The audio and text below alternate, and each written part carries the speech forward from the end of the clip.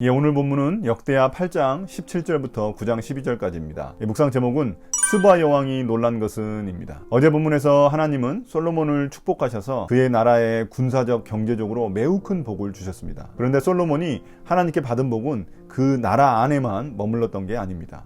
오늘 본문인 8장 17절을 보면 그는 에시온게벨이나 엘롯 항구를 통해 오빌까지 무역선을 운행했습니다. 그 자세한 위치는 이 배경 지도를 참고하시면 됩니다. 솔로몬은 홍해와 지중해를 모두 주름잡는 무역 왕이 되었습니다. 이런 해상 무역에 대한 기술과 정보는 당시 해상 왕으로 불렸던 두로왕 히람 또는 후람에게 도움을 받았습니다.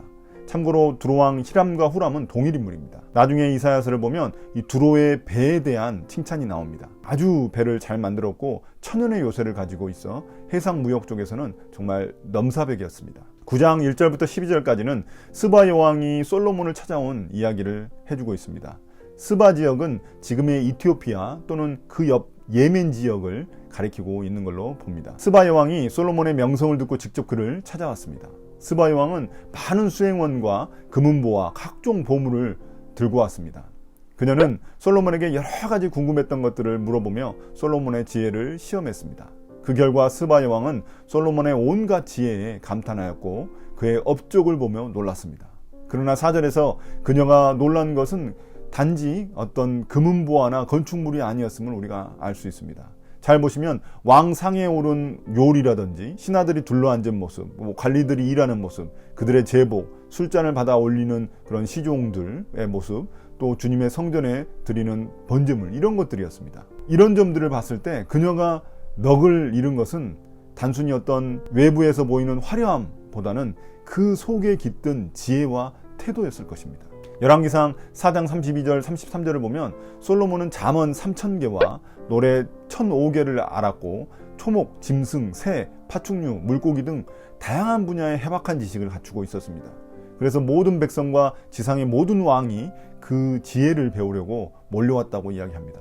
그 지혜를 강조하는 그 성경책이 바로 잠언인데 그 잠언의 요점은 하나님을 경외하는 것이 참된 지혜라고 우리에게 말해주고 있습니다. 그러니까 이 솔로몬의 지혜가 어디서부터 왔는지 우리는 알 수 있습니다. 5절부터 9절은 모든 것에 감동받은 스바 여왕이 솔로몬 왕을 칭송하기 시작합니다. 그녀는 소문으로만 들었던 솔로몬의 지혜와 그의 업적이 사실임을 알게 되었습니다. 오히려 소문은 사실의 절반도 안 되는 것이라고 칭찬을 합니다. 그녀는 솔로몬 때문에 백성들과 신하들 모두 행복하겠다며 칭찬을 아끼지 않았습니다. 그러나 우리가 주목해야 될 부분은 바로 8절입니다. 8절이 오늘 본문의 핵심입니다. 그 핵심이 바로 스바 여왕의 입에서 나오고 있습니다. 모든 것을 둘러본 스바 여왕은 먼저 하나님을 찬송합니다. 그리고 솔로몬이 축복을 받은 이유를 밝혀주고 있습니다.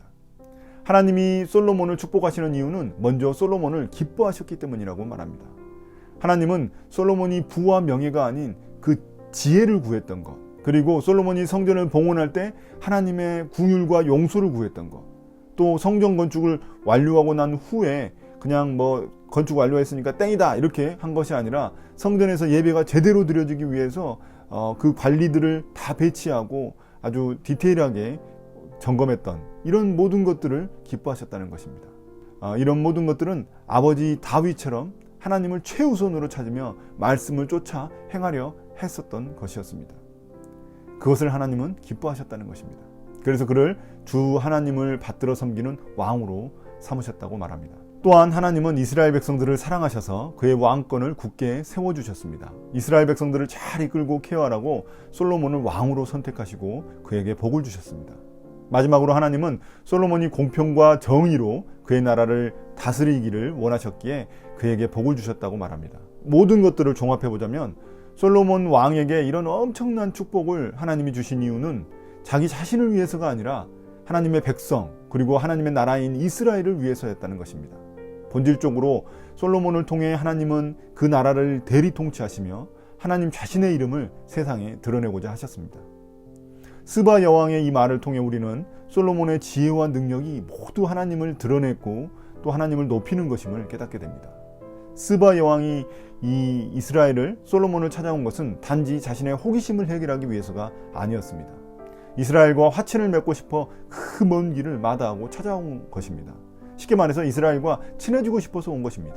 앞서 역대하 2장에서 두로의 왕 후람도 스바 여왕과 같은 그런 비슷한 말을 했었습니다. 여기서 우리가 배울 점이 있습니다. 크리스찬인 우리의 사명도 이와 다르지 않다는 것입니다. 우리의 사명은 우리의 삶을 통해, 우리의 능력을 통해 하나님을 드러내고 그분을 높이는 것입니다.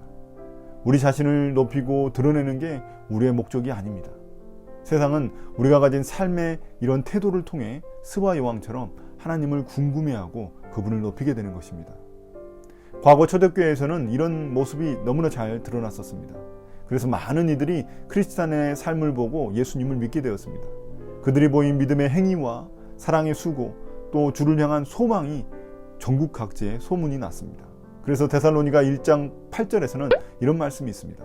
주님의 말씀이 여러분에게서부터 마케도니아와 아가야에만 울려 퍼진 것이 아니라 하나님을 향한 여러분의 믿음에 대한 소문이 각처에 두루 퍼졌습니다. 그러므로 이것을 두고 우리가 더 말할 필요가 없습니다. 이렇게 바울은 데살로니가 교회 성도들을 칭찬했습니다. 솔로몬을 통해 스바 여왕이 하나님을 높였던 것처럼 우리의 삶을 통해 누군가의 입에서 하나님이 높아지기를 소망합니다. 10절, 11절을 보면 솔로몬이 얼마나 하나님을 생각하고 있었는지를 다시금 알게 됩니다. 그는 백단목이라는 최고급 목재를 수입해서 성전과 왕궁의 계단을 만들었다고 말합니다. 또한 그 백단목으로 성전 예배 때 합창단원들이 쓸 악기들을 만들어 주었습니다. 12절에서 솔로몬은 스바 여왕이 가져온 선물보다 더 많은 것들을 주면서 그 여왕을 돌려보냈습니다. 심지어 가지고 싶은 것들은 다 줘가지고 돌려보냈다고 말합니다. 이런 모든 것들은 하나님이 솔로몬을 얼마나 축복하시고 또 그를 풍요롭게 해주었는지를 알 수 있는 장면들입니다. 우리가 여기서 생각해 봐야 할 점은 이 본문을 읽는 독자들은 포로에서 귀환한 자들이라는 것입니다.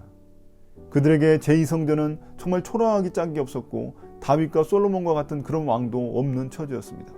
그러나 그들은 이런 본문을 읽으면서 다윗과 솔로몬과 같은 왕을 기다렸을 것입니다. 하나님이 솔로몬 성전처럼 그들의 성전도 기뻐하신다고 믿었기 때문입니다.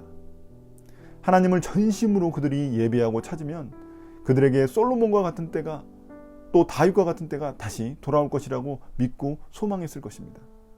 그리고 진정으로 그들이 기다리던 바로 그분이 메시아 예수 그리스도이셨습니다. 예수님은 세상이 전혀 알지 못하던 그 놀라운 구원의 지혜를 십자가를 통해 우리에게 드러내셨습니다. 그 솔로몬의 지혜는 예수 그리스도의 그 지혜의 그림자에 불과할 뿐입니다. 또한 스바 여왕이 놀란 것은 솔로몬이 아닌 그 뒤에 계신 하나님이었음을 우리가 기억해야 합니다. 삶 속에서 하나님을 경외하는 우리의 모습을 통해 사람들은 하나님을 보게 될 것입니다. 오늘 하루 작은 것 하나도 하나님의 성품을 드러내는 우리가 되길 소망합니다. 사랑과 공율이 넘치는 예수님처럼 남을 섬기며 베푸는 사람이 되면 좋겠습니다. 오늘 묵상을 마치겠습니다. 감사합니다.